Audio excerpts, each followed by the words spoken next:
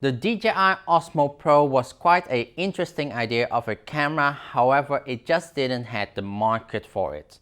So this camera, if you don't know what the OSMO Pro is, this is basically a mirrorless camera that is fused with a gimbal. And this was aimed for professional filmmakers and released in 2018. In this video we're going to talk about 5 key points why this camera actually failed. So the first key point is the sensor. It's got a Micro Four Thirds sensor with a Micro Four Thirds mount, but it filmed 4K up to 30p with quite a low bitrate of 60 mbs, and also it didn't have much of the professional codecs a lot of filmmakers would really want. But a year prior, the Panasonic GH5 was already released in 2017, which can film in 4K 60p, quite high bit rates, and also film in 10-bit 422 internally. So a GH5 would have just much more features and be a much better camera. Of course, it also has the built-in IBIS stabilization, and of course it wouldn't be as stable as a gimbal, but you could buy it with a single-handed gimbal and make a much more better and more professional setup. But also, instead of going for a Micro Four Thirds, you could have gone also for like the Sony a7S or any other bigger sensors to get even more shallow depth of field, so you have that more filmic look with your videos. The second issue is it can only use very limited lenses. So the unique design of this gimbal camera is that it has a fixed head, so you can't really do much of balancing with like different bigger lenses, and really am limited to the amount of lenses that they have listed up, and really those are not a really big list and really only can handle like really small and really lightweight lenses.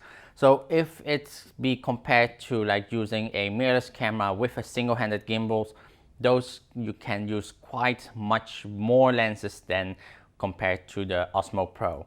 But also, if you are not a Micro Four Thirds user, you wouldn't really want to purchase like lenses just for that camera. So if you are, for example, a Sony user or like a Canon user, you wouldn't want to like buy specific Micro Four Thirds lenses for your B camera that is a gimbal, and you'd rather buy a gimbal just used with your camera that you're already using. The third issue is the price of the OSMO Pro. It costed $1,999 US, and for that price you could have bought like a Panasonic G7 with a single-handed gimbal and still be cheaper off, and enable you to buy like multiple different lenses that would still work on the single-handed gimbal with a mirrorless camera instead of on the OSMO Pro. And honestly, for the price alone, you could have just bought like a gimbal to work with your main camera that you already have. The fourth issue is that you're forced to use your phone as your monitor. So there's no HDMI port to connect to like an external monitor. There's no small monitor compared to like the new Osmo Pocket. So you really are forced to use your phone as the monitor itself. There is of course the Osmo Raw, which is much more expensive, which does have a ability to adapt a cable to HDMI. However, we're now talking about the Osmo Pro, which does not have this feature. And this is a big issue because if you are setting it up or turning everything on, you need to turn on your phone, search for the app, then connect the app to the gimbal. So it takes quite a lot of steps every time you're turning it on, compared to like a mirrorless camera on a single-handed gimbal. Is basically turning it both on and you can directly go filming.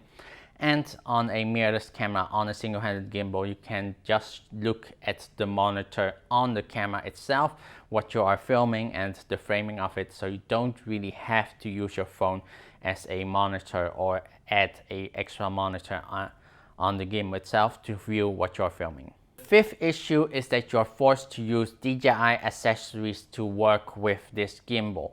So you really need to buy a lot of odd accessories where by like a lot of gimbals would have it already designed on the gimbal itself. So for example, if you wanted to mount the OSMO Pro onto a monopod to do a jib shot, you really need to buy an adapter to enable you to attach the OSMO Pro to a monopod, because there is no tripod mount on the bottom of the OSMO Pro itself. You really need to attach it onto the side of the gimbal itself. So it has like a lot of oddities with it. While comparing it to a lot of single-handed gimbals back then, they already have like a tripod mount on the bottom, so you could directly mount it on top of a tripod or mount it on top of a monopod to get a jib shot. But also, if you're not using the gimbal itself, you can attach a tiny table tripod under a single-handed gimbal and directly just put down the whole gimbal on the table. While with the OSMO Pro, if you are not using it, you really have to turn everything off and then put it on the table sideways, lying it down instead of having it standing. The OSMO Pro was just a really flawed product due to a lot of things, and don't even get me started on their idea for the ground kit, which was more like a cinema version of the OSMO Pro, which was a very over-designed camera that looks very odd. But they at least have learned from their mistakes and made the Osmo Pocket, which was a much more smaller gimbal or a smaller camera with also a built-in screen, so you can directly see what you're filming without having to add a phone, but you can still connect it directly to your phone.